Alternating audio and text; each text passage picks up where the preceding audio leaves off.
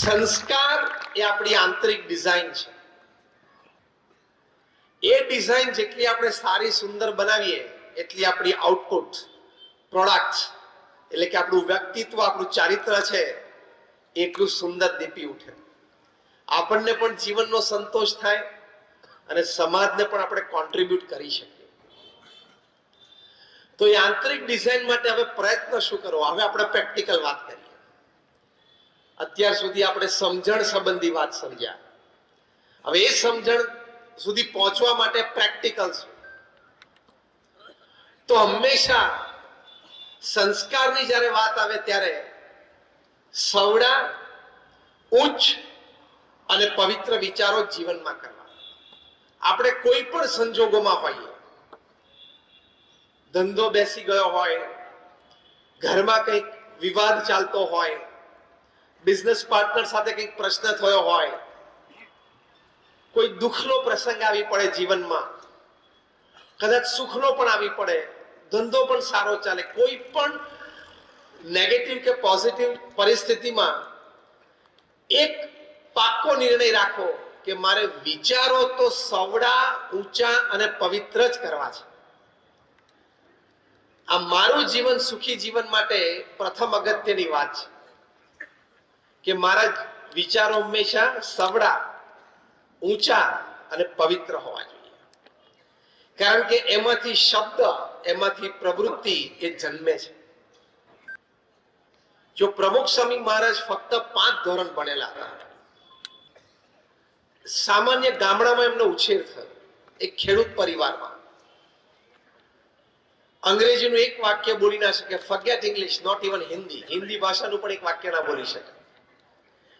પણ એક જ ઊંચો, પવિત્ર અને સવડો વિચાર એમને જીવનમાં રાખ્યો.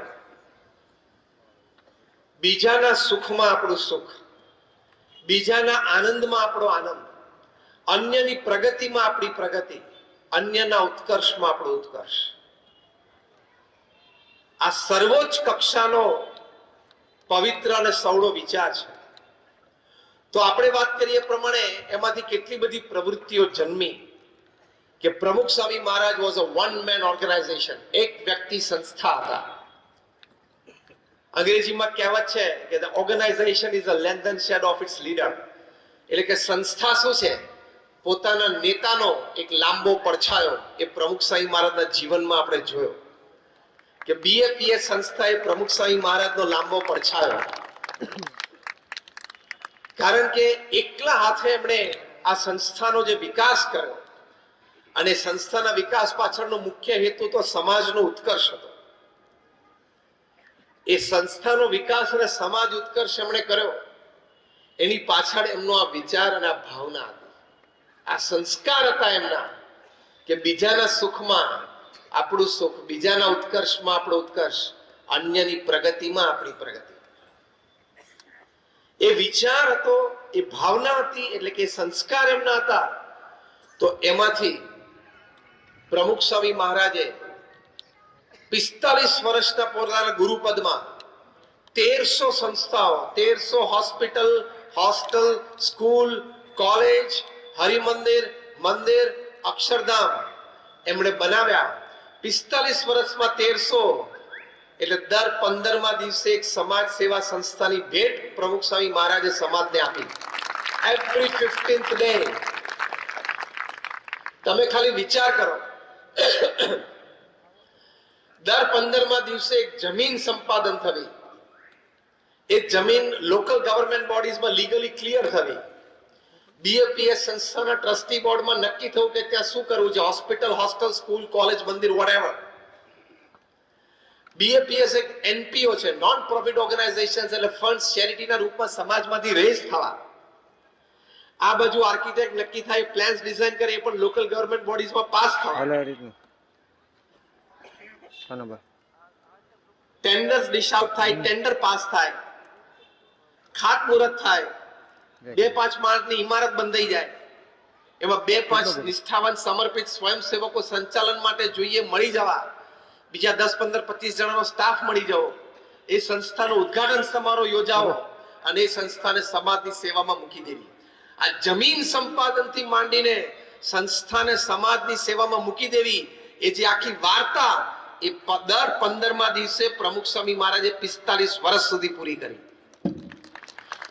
એનો મતલબ શું થયો? એટ એની ગિવન ટાઈમ કોઈ પણ સમયે 30 થી 40 પ્રોજેક્ટ ચાલતા હોય તો તમે દર 15મા દિવસે ઉદ્ઘાટન કરી શકો ને. ભગીરથ કાર્ય કહેવાય. અમારા જેવા 1100 સંતોને એમને દીક્ષા આપી. એમાંથી લગભગ 150 સંતો એ born American and British citizen છે. એમાંથી લગભગ 50 સંતો ખૂબ સારી યુનિવર્સિટીઝ અમેરિકા અને ઇંગ્લેન્ડમાં ભણેલા છે. 900 થી પણ એમાં વધારે સંતો graduates, post graduates, chartered accountants, doctors ને એન્જિનિયર્સ. અમે તમને એટલા માટે વાત કરી તમને એમ ના થાય કે નહીં ફાવ્યું હોય, નહીં જામ્યું હોય, નહીં ગોઠવાણું એટલે અહીંયા બેસી ગયા. બધું જામેલું ગોઠવાયેલું જ હતું. પ્રમુખ સ્વામી મહારાજનું અતિ પવિત્ર જીવન, સમાજ માટે નિસ્વાર્થ સેવા અને ભગવાન પ્રત્યેની શ્રદ્ધા ભક્તિ, આ 3 જોઈને અમે લોકો અહીંયા આવ્યા છીએ.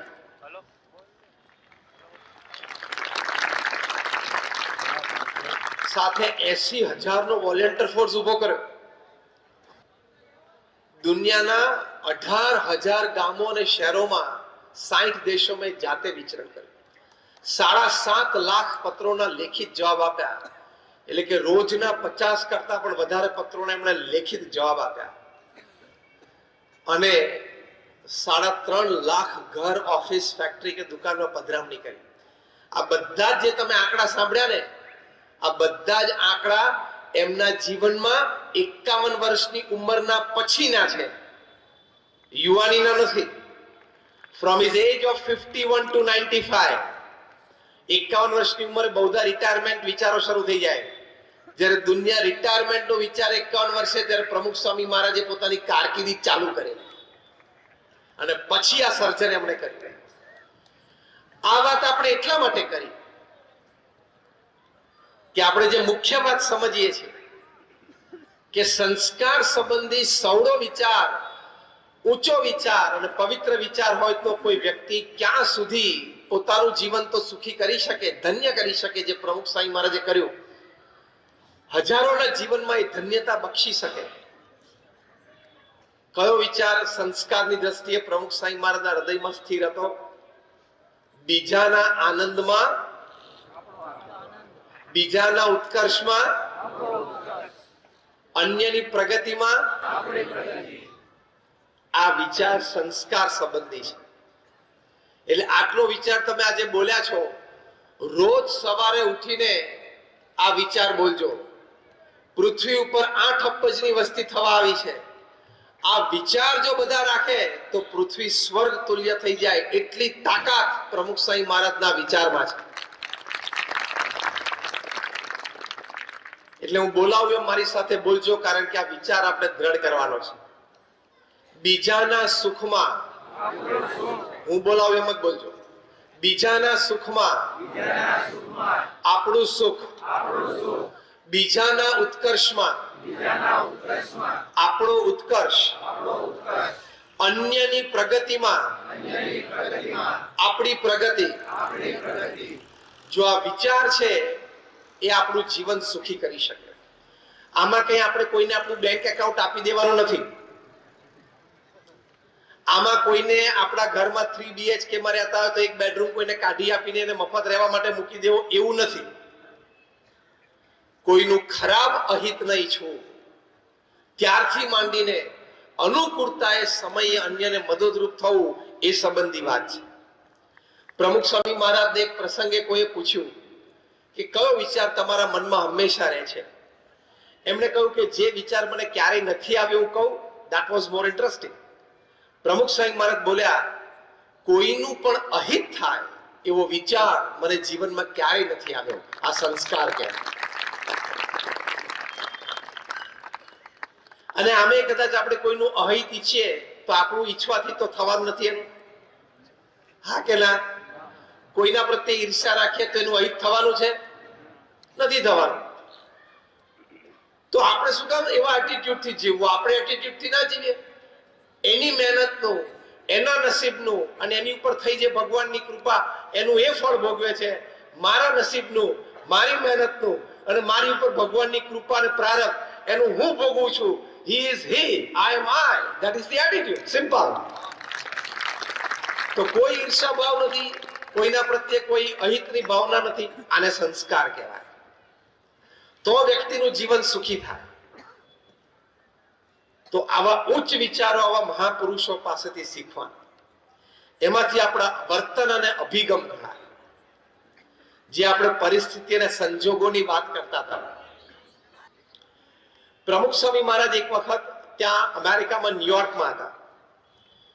એમની બેઠક માટે અને મુલાકાત માટેની રૂમ બહુ નાની હતી. એટલે 10x10 જેવી રૂમ હતી. એટલે કોઈએ કહ્યું કે સ્વામી રૂમ બહુ નાની છે.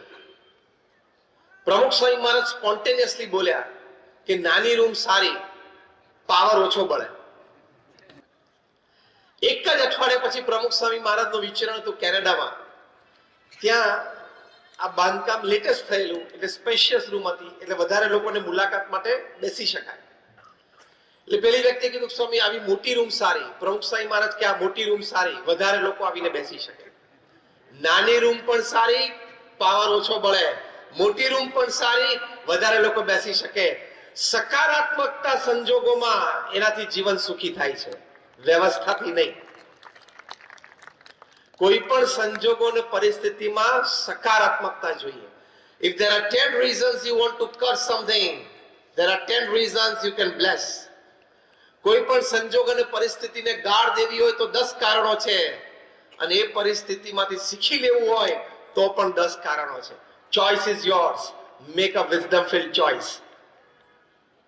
પસંદગી આપણી છે, પણ શાણપણા રૂપ પસંદગી હંમેશા જીવનમાં કરવી. તો કોઈ પણ સંજોગો, કોઈ પણ પરિસ્થિતિમાં સકારાત્મકતા.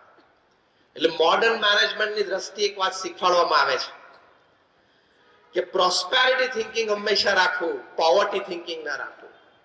એટલે સમૃદ્ધતા વિચારવી, પણ ગરીબાઈ ન વિચારવી. એટલે શું? સમૃદ્ધતા વિચાર એટલે આ વાત બનશે, આ પ્રશ્નનું સમાધાન આવશે, અત્યારે આ સંજોગો પરિસ્થિતિ પ્રતિકૂળ છે પણ કાલ સવારે સુધરશે. એ જે આશા, એ જે ઓપ્ટિમિઝમ, એટલે કે સકારાત્મકતા, એને પ્રોસ્પેરિટી થિંકિંગ કહેવાય. માણસ એનાથી સુખી બને છે, જીવન એનાથી સુખી થાય છે. અને પોવર્ટી થિંકરો એ શું વિચારે? લે મરી ગયા, હવે શું થશે, કઈ મજા નથી આવતી, અંધારું દેખાય છે, કોઈ મને મદદ કરનાર નથી. આવા નબળા વિચારો કરે. કોઈ મદદ કરનાર ના હોય ને કશું જ ના હોય, ખિસ્સામાં એક પૈસો પણ ના હોય, એટલે બેંકમાં તો ના જ હોય, ખિસ્સામાં ના હોય, અને ઘરમાં એક અનાજનો દાણો ના હોય, તો એ સકારાત્મક વિચાર કરવાનો આપણો જન્મસિદ્ધ અધિકાર છે.